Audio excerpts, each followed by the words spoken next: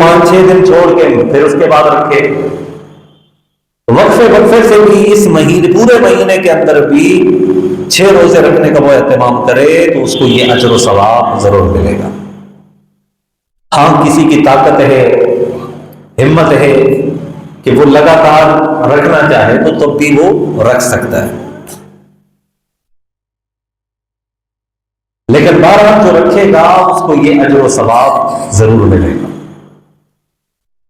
تو یہ نفلی روزے جو ہیں اللہ تعالیٰ کی طرف سے یہ بندے کے لیے خاص تحفے۔ حالانکہ روزے رکھنے کا جو فلسفہ ہے، فائدہ اس میں انسان کا اپنا ہے، اس کو جسمانی فائدہ بھی حاصل ہوتا ہے، روحانی فائدہ بھی حاصل ہوتا ہے، اس کی بیماریاں ختم ہوتی ہیں، روحانی امراض بھی، جسمانی امراض بھی، اللہ کا قرب حاصل ہوتا ہے، رضا حاصل ہوتی ہے، اور ساتھ ساتھ اللہ تعالیٰ کی طرف سے یہ مجدہ اور خوشخبری ہے کہ ان کو پورے سال روزے رکھنے کا ثواب بھی مل جاتا ہے۔ اس لیے شوال المکرم کے حوالے سے پہلا پیغام جو ہے وہ 6 روزے رکھنے کا ہے۔ دوسری بات یہ ہے کہ یہ مہینہ اشہر حرم میں سے ہے۔ الحج اشہر معلومات، یعنی یہ حج کے مہینوں میں سے، اشہر حرم نہیں، یہ حج کے مہینوں میں سے ایک مہینہ ہے۔ تو یہ مہینہ جو حج کے مہینے ہوتے ہیں یہ خاص فضیلت رکھتے ہیں، اہمیت رکھتے ہیں، اور اس میں قبولیت کے بے شمار مواقع ہوتے ہیں۔ اور ہر سالوں کی طرح اس سال بھی یہ بات کروں گا کہ یہ شوال المکرم کا یہ پیغام ہے کہ جو صاحب استطاعت لوگ ہیں ان کو چاہیے کہ وہ حج کرنے کا پختہ ارادہ کریں، کیونکہ شریعت مطہرہ ہے اور نبی علیہ الصلوۃ والسلام کے فرمان عالی شان کے مطابق کہ جو صاحب استطاعت شخص ہو اس کے باوجود وہ حج نہیں کرتا تو فرمایا کہ اللہ تعالیٰ کو اس کی کوئی ضرورت نہیں ہے کہ وہ یہودی ہو کر مرے یا نصرانی ہو کے مرے، اتنی سخت نہیں۔ تو معمولی سے بہانوں پر حج جیسے اہم فریضے کو نہیں چھوڑا جا سکتا، یہ فرض ہے۔ دنیاوی کاموں کے اندر ہم بڑھ چڑھ کر حصہ لیتے ہیں، خوشی کے مواقع ہیں، غمی کے مواقع ہیں، دیگر مواقع ہیں، ان میں ہم بے دریغ جو ہے پیسہ خرچ کرتے ہیں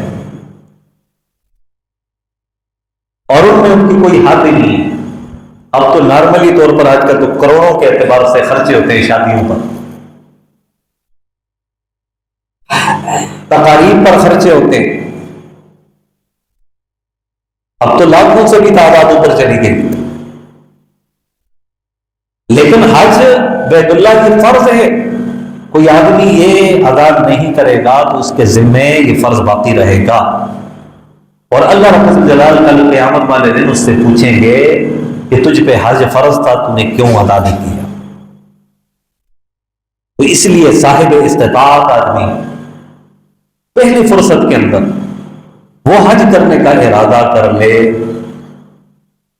اور جنہوں نے کر لیا ہے وہ خوش قسمت ہیں، جنہوں نے حج بیت اللہ کر لیا ہے، سعادت حاصل کر لی ہے، تو وہ بڑے خوش قسمت ہیں کہ اللہ تبارک و تعالیٰ نے ان کے اوپر جو فرض ذمہ تھا وہ ثابت ہو گیا ہے، اس کو اللہ تعالیٰ نے پورا کر دیا ہے اللہ تعالیٰ کے حکم کو۔ کیونکہ حج بیت اللہ پوری زندگی میں ایک مرتبہ فرض ہے صاحب استطاعت، اور آج کل کے دور کے اندر جو خرچہ ہوتا ہے اس کو سب مد نظر رکھیں، اپنی آمدن کو دیکھیں، اگر سرمایہ موجود ہے، صاحب استطاعت ہے تو حج کرنا ضروری ہے، کوئی بہانہ نہیں چلے گا اس میں۔ بس اوقات بعض لوگ یہ بہانہ بنا لیتے ہیں بھی ابھی تو بچوں کے فرض ادا کرنے، وہ کر لوں اس کے بعد۔ کتنے لوگ ایسے ہیں جو کل کہتے تھے لیکن کل دیکھنا انہیں نصیب نہیں ہوا، کتنے ہی لوگ ایسے تھے جو کہتے تھے اگلے سال میں یہ کروں گا لیکن انہیں اگلا سال نصیب ہی نہیں ہوا۔ ہمیں تو ایک پل کی بھی خبر نہیں ہے کہ کب ہماری زندگی کا خاتمہ ہو جائے، تو اس لیے وہ ضروریات نہیں، اللہ تعالیٰ ان کا بھی انتظام فرما دے گا، لیکن جو چیز فرض ہے، جو ذمہ ہے، اس کو ادا کرنا پہلی فرصت کے اندر ضروری ہے۔ اور اگر کسی نے حج بیت اللہ ادا کرنے کی نیت کر لی، خدا نہ خواستہ اس کی موت واقع ہو گئی، تو موت واقع ہو جانے کی صورت میں بھی اس کی نیت کا اعتبار کیا جائے گا کہ اس کی نیت حج کرنے کی تھی، لہذا جو ہے اس پر وہ حج نہ کرنے کا جو وبال ہے وہ اس پر نہیں پڑے۔ اتنا پیارا دین ہے کہ ہم محض نیت کریں، اور صرف نیت نہیں، نیت کے ساتھ ساتھ عملی کوشش بھی کرنی ہے۔ اس کے لیے جو ضروری قواعد ہیں، جو ضروری چیزیں ہیں، ان کا انتظام، حج کی درخواستیں جب نکلتی ہیں تو درخواست وہاں پر بھی پیش ہونا، آگے جانا، پیش رفت کرنا، یہ نیت ہے، یہ اس کا ارادہ ہے۔ اگر پھر بھی جو ہے نا آپ کا نام نہیں نکلتا تو پھر آپ جو ہے معذور ہیں، کیونکہ آپ نے تو اپنی کوشش کی تھی نا، درخواست دے دی تھی اور آپ نے ضروریات بھی مہیا کر دی تھی، قواعد پورے ہو چکے تھے، لیکن سرکاری اعتبار سے جو کوٹا ہوتا ہے، کا مخصوص کوٹا ہوتا ہے، اس میں آپ کا نام نہیں نکلا تو پھر اللہ تعالیٰ سے دعا کرنے کی اللہ اس سال تو نہیں ہوا، اگلے سال کوشش کرو گا، پھر کہا جا سکتا۔ اور پھر اس دوران اگر خدا نہ خواستہ موت واقع ہو جائے تو انشاءاللہ العزیز حج نہ کرنے کا جو وبال ہے وہ آپ پر نہیں پڑے گا۔ جس طرح مرد صاحب استطاعت پر حج فرض ہے، اسی طرح خواتین جو صاحب استطاعت ہوں ان پر بھی حج فرض ہے۔ کئی خواتین بھی مالدار ہوتی ہیں، ان کے پاس سونا ہوتا ہے، چاندی ہوتی ہے، نقدی ہوتی ہے، دیگر جو ہے نا ان کے پاس ذرائع آمدنی ہوتے ہیں، جن کے پاس یا ان کو وراثت میں اتنا کچھ مل چکا ہوتا ہے جن کی وجہ سے ان کے پاس بے شمار پیسہ روپیہ ہوتا ہے، تو ان پر بھی یہ حج بیت اللہ ادا کرنا یہ فرض ہے۔ یقین جانیے جو اس فریضے کو ادا کرنے کی کوشش کرتے ہیں ان کی جتنی بھی ضروریات ہیں اللہ تعالیٰ ان ضروریات کو پورا کرنے میں آسانی پیدا فرمائے۔ جو عمرہ کرنے کے لیے جاتے ہیں ان سے پوچھیے کہ جب وہ آتے ہیں تو اللہ تعالیٰ کے لیے کتنی آسانیاں پیدا فرماتا ہے، راستے کھل جاتے ہیں۔ جو اللہ کی رضا کے لیے، اللہ کے گھر کے دیدار کے لیے اپنا روپیہ پیسہ خرچ کرتا ہے تو کیا اللہ تعالیٰ اس کی ضروریات سے واقف نہیں ہے؟ کیا اللہ تعالیٰ ان کی حاجتوں سے واقف نہیں ہے؟ اللہ تعالیٰ کو تو سب سے زیادہ ہماری ضروریات کا پتہ ہے، حاجتوں کا پتہ ہے۔ بھائی کو بھائی کی ضرورت کا نہیں پتہ چلتا، ماں باپ کو بھی اتنی ضرورتوں کا پتہ نہیں چلتا، اولاد کو بھی اتنی ضرورتوں کا پتہ نہیں چلتا جتنا کہ میرا رب ہماری ضروریات کو جانتا ہے۔ ہم تو بس اوقات اپنے دل کے اندر ہی اپنی خواہشات اور ضروریات کو رکھتے ہیں، کسی کے سامنے بیان نہیں کرتے۔ میرا رب جو ہے ان خیالات کو، ان تصورات کو اور اس ذہن کے اندر آنے والی باتوں سے بھی وہ واقف ہے اور وہ جانتا ہے۔ تو اس لیے جو صاحب استطاعت ہیں وہ تہیہ کر لیں، پکا ارادہ کر لیں کہ انشاءاللہ میں نے حج بیت اللہ ادا کرنا ہے۔ تو یہ شوال المکرم کا دوسرا بیان ہے۔ تیسری بات جو ہے شوال المکرم کے حوالے سے، بعض لوگوں کا یہ نظریہ ہے، زمانہ جاہلیت میں بھی تھا، اب بھی بعض جگہوں میں بعض لوگوں کا یہ نظریہ ہے، وہ کہتے ہیں بھائی شوال میں شادی نہ کرو، نکاح صحیح نہیں ہوتا۔ کوئی کہتا ہے سفر میں شادی نہ کرو کیونکہ سفر میں نعوذ باللہ نحوست ہوتی ہے، نحوست والا مہینہ ہے۔ تو دیکھیے نحوست کسی مہینے میں نہیں، کسی دن میں نہیں ہے، نحوست انسان کی اپنے بدعملی کی وجہ سے اس کی ذات میں ہے۔ انسان بدعمالیاں کرتا ہے تو اس کی زندگی میں چاروں طرف اس کو نحوستیں نظر آتی ہیں، تو اس کی بدعمالیوں کا یہ صلہ ہے، اس کا وبال ہے اور اس کا نتیجہ ہے جو اس کو نظر آتا ہے۔ فی نفسی ہی کسی مہینے کے اندر، کسی دن کے اندر جو ہے یہ نحوست نہیں ہے۔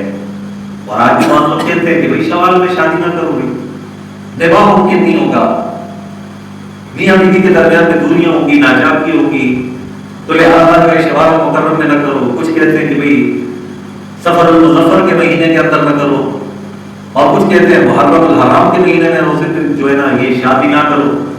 تو یہ لوگوں کے اپنے غلط نظریات ہیں، شریعت کا اس سے کوئی تعلق نہیں ہے۔ بھائی اس کائنات میں سب سے عظیم ہستی کون ہے؟ محمد رسول اللہ صلی اللہ علیہ وسلم۔ اس کائنات میں سب سے اعلیٰ، سب سے بالا، سب سے افضل، سب سے احسن، سب سے اکمل، سب سے اعلیٰ والا وہ ہمارے پیارے پیغمبر محمد رسول اللہ صلی اللہ علیہ وسلم کی عظیم ہستی ہے، جو صرف عام بندوں میں نہیں، نبیوں میں بھی اعلیٰ ہے، نبیوں میں بھی افضل ہے، نبیوں میں بھی مکرم ہے، اکرم ہے، افضل ہے، اعلیٰ ہے، احسن ہے، اجمل ہے، سب سے اعلیٰ ہے۔ تو ان کی زندگی تمہارے لیے مشعل راہ ہے۔ ذرا آئیے حدیث کا مطالعہ کرتے ہیں تو ہمیں اس بات کا پتہ چلتا ہے کہ امام الانبیاء سرور کائنات صلی اللہ علیہ وسلم کا نکاح، ایک نکاح جو ہے وہ شوال المکرم کے اندر ہوا، کن کے ساتھ؟ ام المؤمنین صدیقہ کائنات طیبہ طاہرہ اما عائشہ صدیقہ رضی اللہ تعالیٰ عنہ کے ساتھ نکاح بھی اس شوال المکرم کے مہینے میں ہوا۔ شادی کامیاب نہ ہوتی تو ان کی نہ ہوتی، اللہ کے سب سے کامیاب شادی تو ان کی ہوئی۔ آج بھی اگر کوئی عالم دین، کوئی مفتی، کوئی حافظ، کوئی قاری کسی کا نکاح پڑھاتا ہے، نکاح پڑھانے کے بعد وہ دعا کرتا ہے کہ اللہ کی میاں بیوی کو آپس میں اس طرح کی محبت نصیب فرما جس طرح کے نبی علیہ السلام ام عائشہ صدیقہ کے درجہ، اور ساتھ ساتھ یہ کہتے ہیں کہ اللہ اتنی محبت نصیب فرما جس طرح کے حضرت علی کرم اللہ وجہہ، حضرت فاطمہ الزہرا رضی اللہ تعالیٰ عنہ کے درجہ محبت۔ تو سب سے عظیم اس کائنات میں ہستی، ان کی شادی شوال المکرم میں ام المؤمنین حضرت عائشہ صدیقہ طیبہ طاہرہ کے ساتھ ہوتی ہے، اور لوگ ان کی محبت کی مثالیں قیامت تک دیتے رہیں گے۔ تو یہ کامیاب نکاح ہے یا ناکام نکاح ہے؟ یہ سب سے کامیاب نکاح ہے۔ اور ہم کیا کہتے ہیں؟ شوال میں شادی نہ کرو، ان باطل نظریات کو ختم کرنا ہے۔ یہ بہت بڑے جراثیم ہیں، یہ باطل عقائد و نظریات جن کا شریعت کے ساتھ کوئی لینا دینا نہیں، کوئی تعلق نہیں۔ ہم نے اس کو شریعت بنا لیا، سفر میں نہیں کرنا ہے۔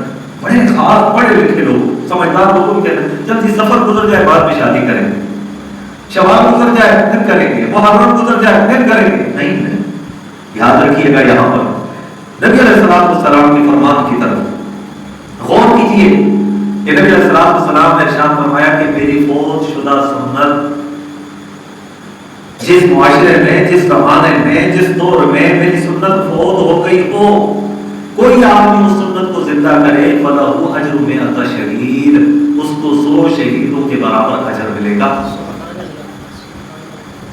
فوت شدہ سنت پر عمل کرنے والے کو 100 شہید کا ثواب ملے گا۔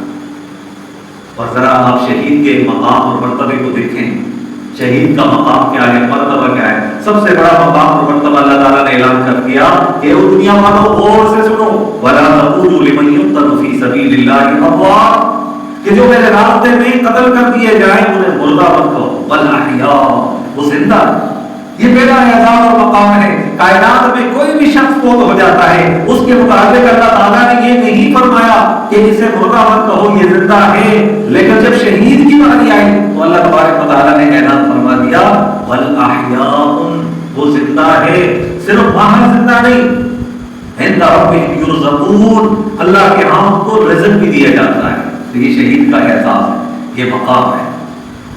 اور پھر نبی علیہ السلام نے ارشاد فرمایا کہ شہید کے جسم سے، اس کے زخم سے رسنے والا خون، اس کا ایک قطرہ ابھی زمین پر گرتا نہیں ہے، پہنچتا نہیں ہے، اللہ تعالیٰ اس سے پہلے اس کے گناہوں کو معاف فرما دے۔ اور یہ ایک شہید ہے، ایک شہید، پھر 100 شہیدوں کا ثواب کتنا ہے؟ تو 100 شہیدوں کا ثواب فوت شدہ سنت کو زندہ کرنے پر اللہ تعالیٰ کی طرف سے ملتا ہے۔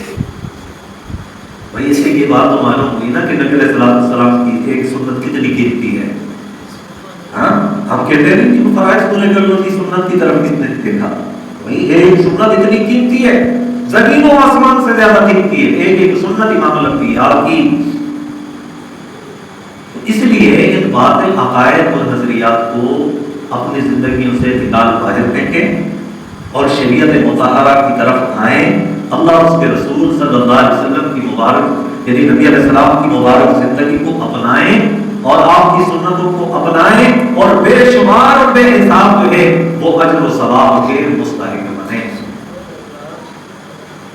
تو آج دیکھیے ہمارے معاشرے میں، ہماری زندگیوں میں کتنی ہی ایسی بے شمار سنتیں، نبی علیہ السلام کے بے شمار طریقے ہیں، نبی علیہ السلام کی مبارک زندگی کے بہترین اصول ہیں جن کو ہم مسلمان چھوڑ بیٹھے ہیں۔ بھائی ہمارے تو سب سے بڑے آئیڈیل وہ محمد رسول اللہ صلی اللہ علیہ وسلم، اور اللہ تعالیٰ نے اعلان فرما دیا کہ دنیا والوں سنو، میرے محبوب کا جو عمل ہے نا، میرے محبوب کی جو پیروی ہے، میرے محبوب کی جو اطاعت ہے، میرے محبوب کی جو محبت ہے، جو شان ہے، جو عظمت ہے، وہ اتنی بڑی ہے، اگر کسی نے میرے محبوب کی اطاعت کر لی، اس نے میرے محبوب کی اطاعت نہیں کی، گویا اس نے صرف میری اطاعت کر لی۔ من یطع الرسول فقد اطاع اللہ، جس نے میرے رسول کی اطاعت کی اس نے میری اطاعت کی۔ اور پھر کیا مفہوم مخالف کیا ہوتا ہے؟ جس نے میرے محبوب کی اطاعت نہیں کی اس نے میری اطاعت کی۔ اللہ تعالیٰ نے تو اپنی محبت بھی اپنے محبوب کی محبت کے ساتھ اس کو مشروط کر دیا ہے۔ فرمایا کہ تم کائنات والے چاہتے ہو کہ اللہ تم سے محبت کروں، تم دنیا والے یہ چاہتے ہو کہ میں تم پر محبتوں کی اور رحمتوں کا سایہ پھیلا دوں، محبت کرنے لگ جاؤں، تم یہ چاہتے ہو کہ اللہ کی بارگاہ میں تم محبوب بن جاؤ، اور ایک کام کر لو، فاتبعونی، میرے محبوب کی اتباع کرو، میرے محبوب کی اتباع کرو گے تو میں اللہ تم سے محبت کرنے لگ جاؤں گا۔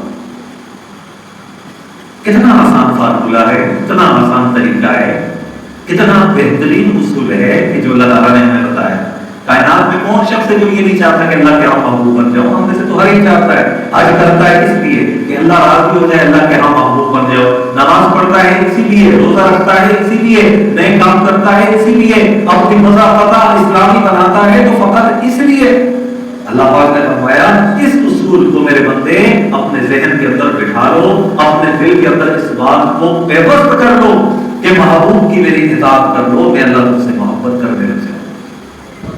تو بے شمار ایسے باطل عقائد اور نظریات ہیں جن کا شریعت کے ساتھ، دین کے ساتھ، اسلام کے ساتھ کوئی تعلق نہیں ہے، تو ان کو ہم نے ختم کرنا ہے اور سنت کی بہاروں سے اپنے سینوں کو، اپنے دلوں کو منور کرنا ہے۔ اور نبی علیہ السلام نے فرمایا کہ جو میری سنت سے محبت کرتا ہے ان کے متعلق کہ من احب سنتی فقد احبنی، جس نے میری سنت سے محبت کی اس نے مجھ سے محبت کی۔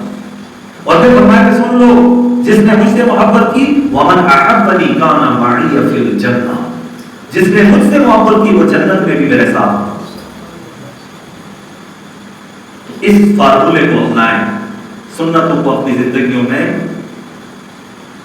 ان کو آراستہ کر لیں اور اپنی زندگیوں کا حصہ بنا لیں، تو باطل اور غلط نظریات کو ختم کریں۔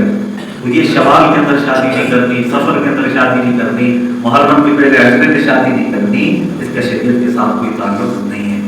بلکہ جس طرح کہ میں نے آپ کے سامنے ذکر کیا، صدیقہ کائنات ام المومنین حضرت عائشہ صدیقہ رضی اللہ تعالی عنہا کے ساتھ نکاح اس شوال المکرم کے لیے ہے۔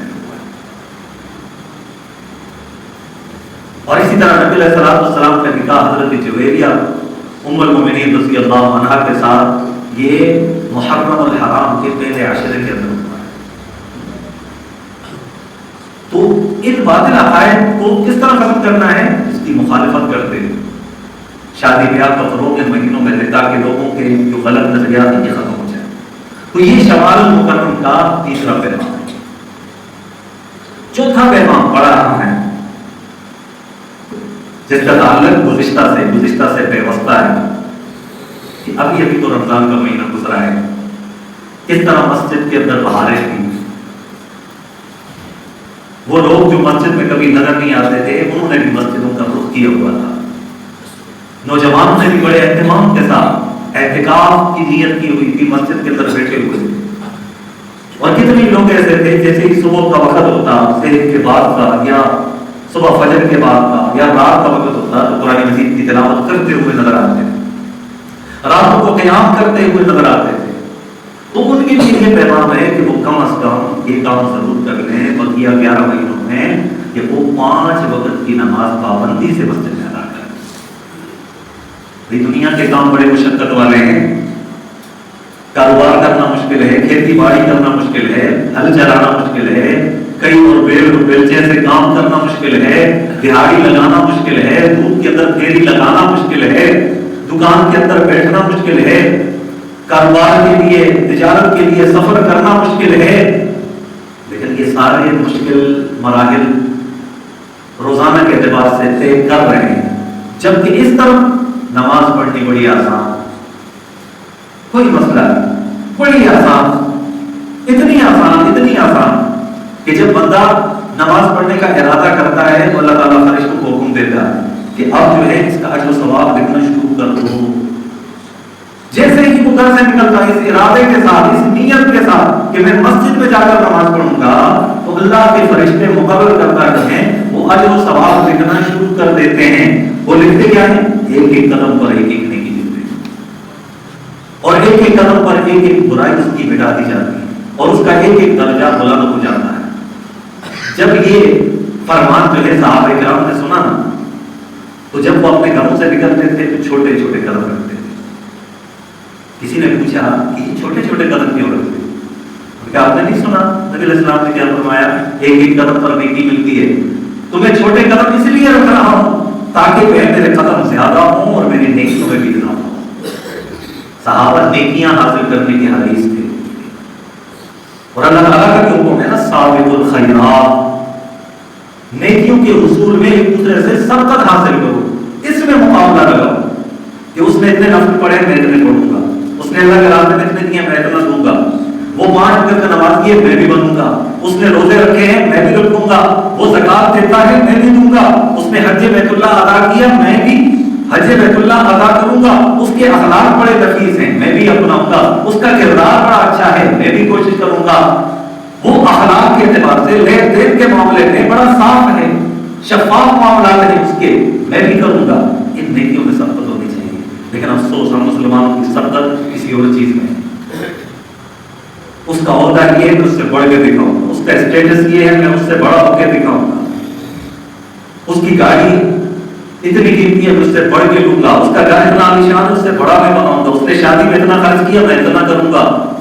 ہمارے مقابلہ بازی صرف ان باتوں میں رہے گی، جبکہ ان چیزوں میں مقابلے بازی کا کوئی حکم نہیں ہے۔ سابقوا الخیرات، سابقوا الی مغفرۃ من ربکم، کہ تم دوڑ لگاؤ، دوڑ کر چلے آؤ اللہ تعالیٰ کی بخشش اور مغفرت کی طرف اور اس کی جنت کی طرف، عرضها السماوات والارض، جس کی چوڑائی آسمانوں اور زمینوں سے بھی بڑی ہے۔ اس جنت کے حاصل کرنے کے لیے دوڑ لگاؤ، مقابلہ کرو، کمپٹیشن۔ باقی دنیا کے کاموں کے اندر نہیں۔ تو نیکیوں کے حصول کے لیے تو ہم آئے ہیں، تو صحابہ کرام چھوٹے چھوٹے قدم رکھتے ہیں۔ کتنے خوش نصیب ایسے ہیں جو ہم میں یہاں موجود ہیں، جو دور دور سے آتے ہیں مسجد میں، تو یقیناً آج تو ثواب ان کا بڑھ جاتا ہے۔ پھر جیسے ہی مسجد کے اندر ہم داخل ہوتے ہیں، شریعت کا حکم کیا ہے؟